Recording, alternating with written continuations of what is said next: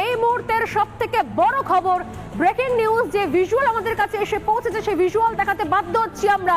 দেখুন, লজ্জার শেষ নেই কোথাও, কতটা নিচে নামতে পারে, কতটা ভয়ঙ্কর জায়গায় পৌঁছতে পারে এই বাংলাদেশ, যেখানে এই মুহূর্তে যে ছবি দেখতে পাচ্ছেন, অস্ত্র হাতে দাঁড়িয়ে রয়েছে জঙ্গিরা, ঠিক তালিবানি কায়দায় আরবি উর্দুতে চলছে ভাষণ।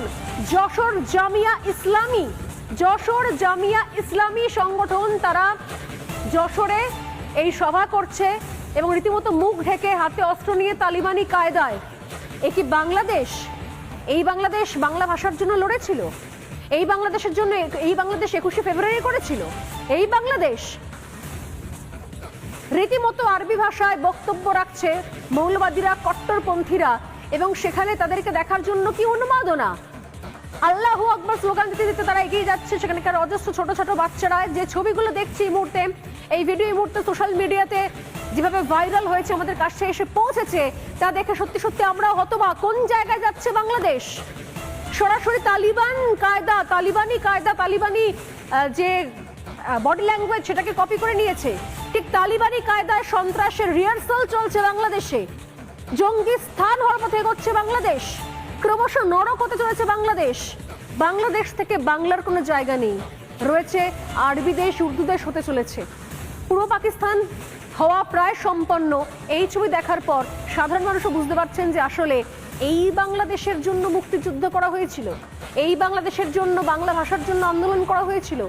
যে ছবি দেখছি এই মুহূর্তে আমরা, এই ছবি আমাদের হাতে এসে পৌঁছেছে এই মুহূর্তে, ছবি দেখে রীতিমতো হতবাক। আমার মনে হয় এই ছবি দেখতে দেখতে যারা বাংলাদেশের বিভিন্ন প্রান্ত থেকে ছবি দেখছেন, যারা ভারত থেকে ছবি দেখছেন, তারাও বুঝতে পারবেন যে আসলে জঙ্গি স্থান হওয়ার জন্য, জঙ্গি স্থান বানানোর জন্য কোনো কসুর করছে না ইউনূস।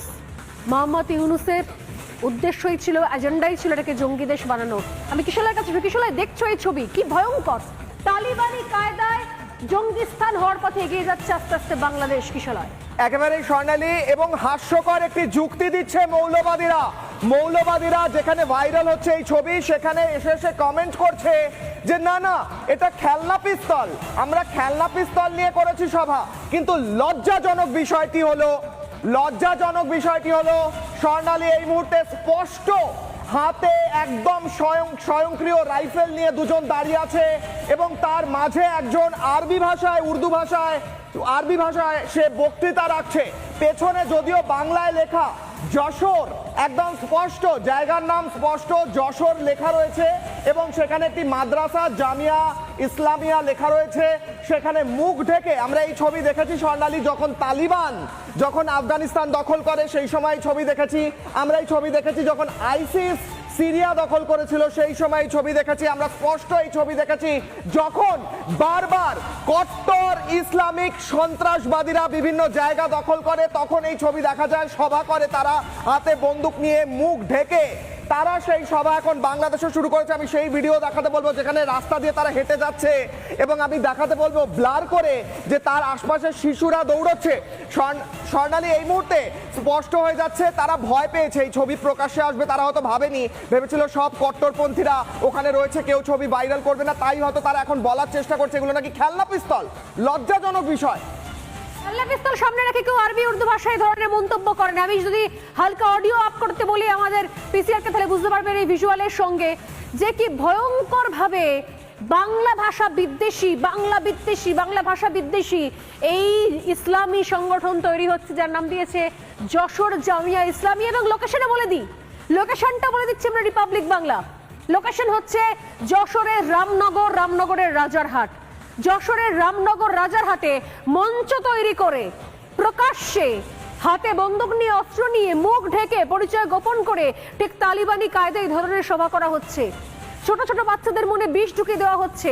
ছোট ছোট বাচ্চাদেরকে সন্ত্রাসী জঙ্গি বানানোর কারখানা চলছে, ঠিক যেন পাকিস্তানে রয়েছে, ঠিক যেরকম পাকিস্তানে হয়, ঠিক যেরকম আফগানিস্তানে হয়, ঠিক যেভাবে তালিবানের আল কায়দা শিবির চলে, ঠিক সেই কায়দায় যশোরের রামনগরের রাজারহাট অঞ্চল, সেখানে এই মঞ্চ তৈরি করে এই ধরনের তালিবানি কায়দায় স্লোগান দেওয়া হচ্ছে, তালিবানি কায়দার প্রশিক্ষণ চলছে, তালিবানি কায়দায় সেখানে ভাষণবাজি চলছে।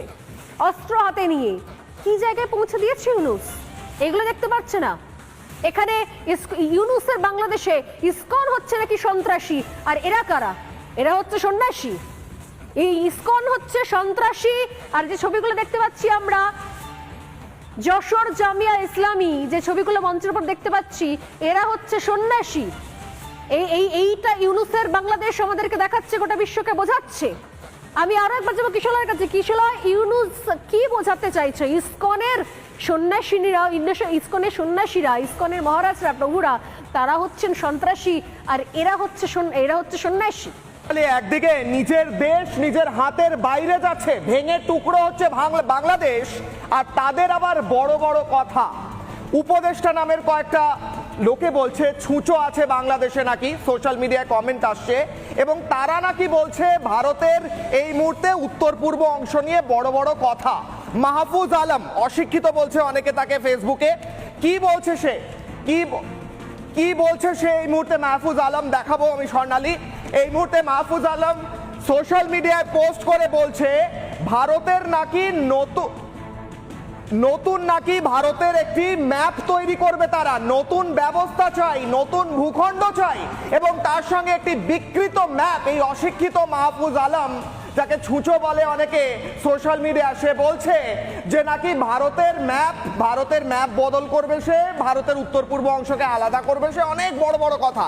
এই সব পোস্টে হিজি বিজি লিখেছে নানা কথা, এত কথায় গিয়ে লাভ নেই। কিন্তু মোট কথা, ইউনুসের উপদেষ্টা বলছে, নিজের উপদেষ্টা, তার মন্ত্রিসভার সদস্য টাইপের একটা পদ, সে বলছে সে নাকি ভারতের অখণ্ডতা, ভারতের সার্বভৌমত্বে নাকি সে হাত লাগাবে বাংলাদেশ। এত বড় সাহস, ছোট্ট একটা পুচকে দেশ।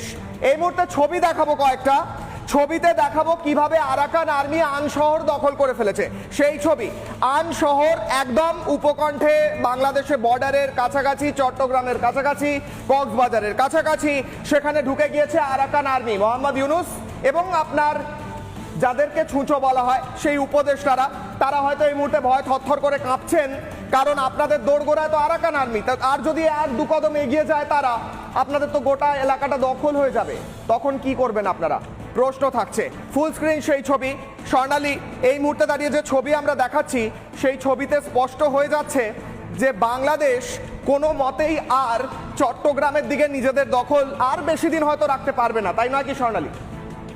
একদমই তাই। কোন কোন জায়গাগুলো এই মুহূর্তে একটু একটু করে দখল ইতিমধ্যে হয়ে গেছে সেদিকে নজর রাখবো। যেখানে যেটা দেখলে আমি জানি না যে ইউনুসের কাছে খবরও নেই হয়তো, কারণ হতেই পারে একটা অশিক্ষিত দেশ, পরের দয়ে বেঁচে থাকা দেশ, তাদের সেই ক্ষমতাও নেই আলাদা করে নিজস্ব ইন্টেলিজেন্স দপ্তর, নিজস্ব গোয়েন্দা দপ্তর সেইভাবে চালানোর, তার খরচ বহন করার।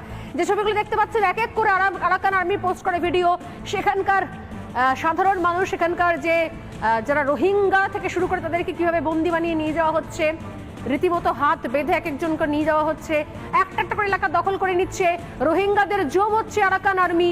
বাংলাদেশ বুঝতেও পারছে না কি বিপদের মধ্যে রয়েছে, কিন্তু বুঝতে পারছে। রিপাবলিক বাংলা না থাকলে তারা জানতেও পারতো না, বুঝতেও পারতো না যে নিজেদের দেশের নিজের নাক কেটে পরের যাত্রা ভঙ্গ করতে করতে আসলে আস্তে আস্তে কোন বিপদের মধ্যে এগিয়ে যাচ্ছে তার এদিকে কোনো হুঁশ নেই। অথচ বাংলাদেশ এই মুহূর্তে হতে চলেছে তালিবান। নমস্কার, দেখছেন রিপাবলিক বাংলার সঙ্গে রয়েছে আমি স্বর্ণালী। শুরু করছি বাংলা প্রাইম টাইম। আর বাংলা প্রাইম টাইম মানেই এই মুহূর্তে প্রাইম টাইম খবর, অর্থাৎ সব থেকে বড় খবর এটাই, ইউনুস এই মুহূর্তে থরথর করে কাঁপছে ভয়। নিজের নাক কেটে পরের যাত্রা ভঙ্গ, শুনেছেন তো কথাটা? নিজের নাক কেটে নিজের দেশের কোন অংশ কোন জায়গায় চলে গেছে সেদিকে হুঁশ নেই ইউনুসের। শুধুমাত্র ভারত বিদ্বেষ, যুদ্ধ জিগির। যুদ্ধ হলে খাবে কি, পড়বে কি, কোথায় যাবে কেউ জানে না। সামনে নাফ নদী চট্টগ্রামের মধ্যে দিয়ে বইছে, আর সেই নাফ নদীর এক প্রান্তে দাঁড়িয়ে রয়েছে এই মুহূর্তে সব থেকে ভয়ঙ্কর দুর্ধর্ষ আর্মি, তা হচ্ছে আরাকান আর্মি। যে কোনো মুহূর্তে নাফ নদী ক্রস করলে টেকনাফ, ইতিমধ্যে টেকনাফের দিকে তাক করে বসে আছে তারা, তাদের ট্যাঙ্কার একটা একটা করে প্রদেশ দখল হয়ে যাচ্ছে।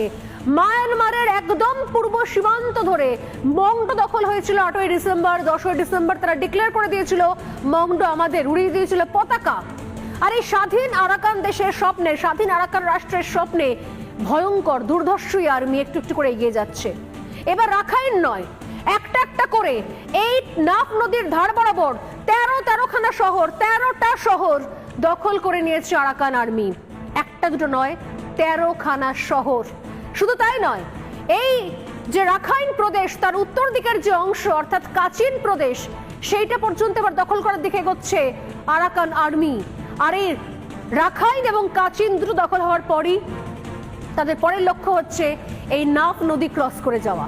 নাফ নদী ক্রস করে টেকনাফ এবং তারপর চট্টগ্রামের দক্ষিণের পুরো অংশটা দখল করে নেওয়া। আপনারা জানেন যে ফেনী নদী এই মুহূর্তে চিকেন স্নেক বলা হয় সেই ফেনী নদীর ওপর মাত্র হাতে গুনে যে ব্রিজ রয়েছে সেটাকে উড়িয়ে দিতে পারলেই পুরো চট্টগ্রাম হাতের বাইরে ইউনূসের। আর ইউনূস কোথায় তার দেশের লোকদের উস্কাচ্ছে ভারত বিরোধী মন্তব্য করার জন্য, ভারত বিরোধী মন্তব্যের সঙ্গে সঙ্গে ভারত বিদ্বেষী মন্তব্য, যুদ্ধজিগির এসব তোলার জন্য।